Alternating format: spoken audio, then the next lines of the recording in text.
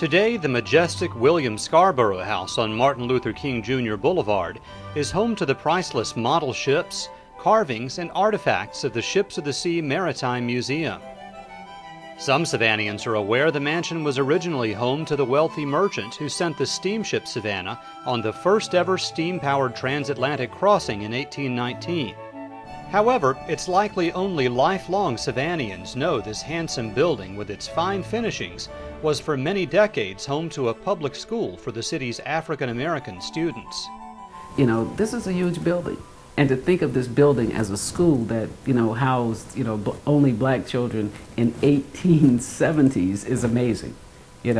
That's, only a few years out of slavery, only a few years after emancipation.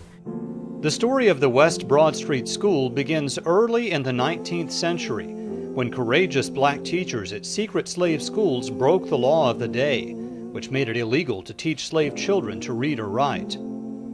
With the end of the Civil War and freedom for African Americans, this education came into the open. In 1878, barely a decade and a half after the end of the war, leading Savannah citizen George W.J. Duren purchased the Scarbrough House and gave it to the local school board to be used exclusively as a school for black children. Over the next 9 decades, countless generations of Savannah's African American young people spent their formative years learning in this former mansion. I think the importance of its longevity and what it meant to Savannah was that it went through so many periods of black history. It started in what would have been the era of Reconstruction, and when it closed, it was the era of Brown versus Board of Education.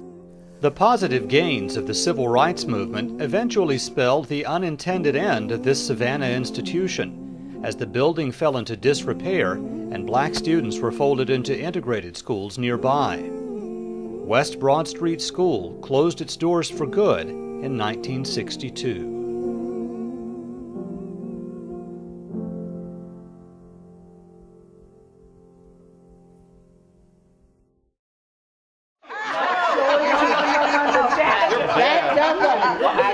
But there are still many living alumni who have vivid memories of the great start in life they received at this venerable downtown school.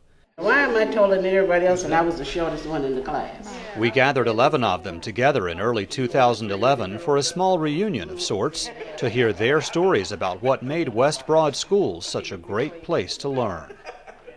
But I've been back many times, in the building, and it's always that type of gratitude for what, West Broad Street School did for us and how it trained us to be who we are. Out of this whole building, the 2 things that I remember is the food that was being prepared in the cafeteria and the courtyard where we used to go out and play. And the aroma of the food that they were cooking just flowed throughout this entire building. And you can imagine trying to study and smelling this good food cooking. And so we knew it was getting closer and closer to lunchtime. You could hardly concentrate when it was lunchtime, all the aromas just coming up into the room, and you couldn't wait for lunchtime. And it was such, food was filling. Potatoes, we call them now with the white sauce on it, and we had I always remember this, a boiled egg. Miss Roxy gave us a boiled egg with each one of the potatoes and all that white cheese sauce on top of it. You talk about good, that was. The courtyard, it's beautiful now with the flowers and the bricks, but it was all sand. It was like going to the beach. And now, as I'm older, I wonder, how did we manage to go out and play during recess and come back in class and we were still clean? We probably weren't. It was just nothing but sand. It's like you said, like a beach. And we just had all this room to just roam all over. We had a fine time. And we had, what was the little ring plays we used to play? Sally Go Loop the Loop and all. We just did everything out there. We celebrate May Day, where we had to plant the maypole and get all dressed up. I was a member of the student council, and I was secretary at one time, and we would meet at First African Baptist Church across the street when we had meeting. And the staircase started right here, and it goes all the way up to the 3rd floor. It had banisters on each side, And the boys used to slide down the banister all the way down from the third floor, all the way down to the first floor. And they would get whippings by Mr. Dixon. A paddle by that thick, and he would whip them in the hand. How many lips? Usually 5. But 5 slaps. But of all, the more you got, I think you love them the more. This used to be Miss Perrin, or Parrish? Perrin class, 6th grade class. And she had the 23rd songs every day. And she had us in individual groups. And each person, or each group had their part. And it was the Lord is my shepherd.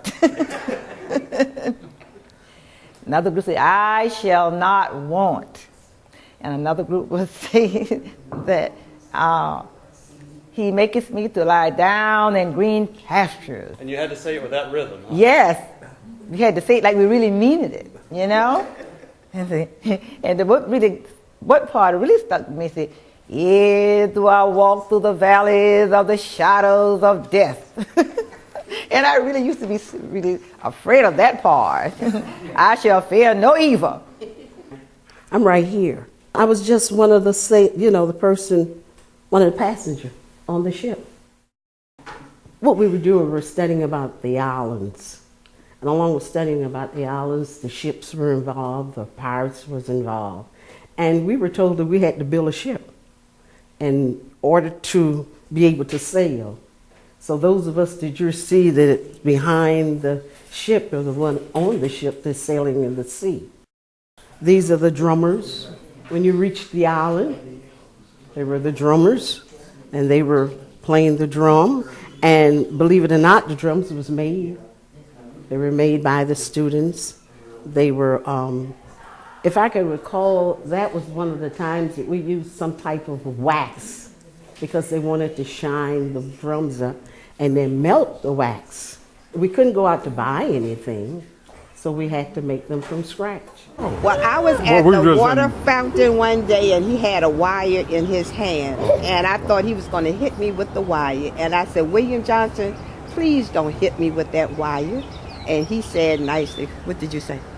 Oh, I'm not going to hit you with this wire. That was her way of getting to talk to me. Okay, go ahead. I see why you call you Sweet William now. The sugar boy. On 3. 1, 2, 3.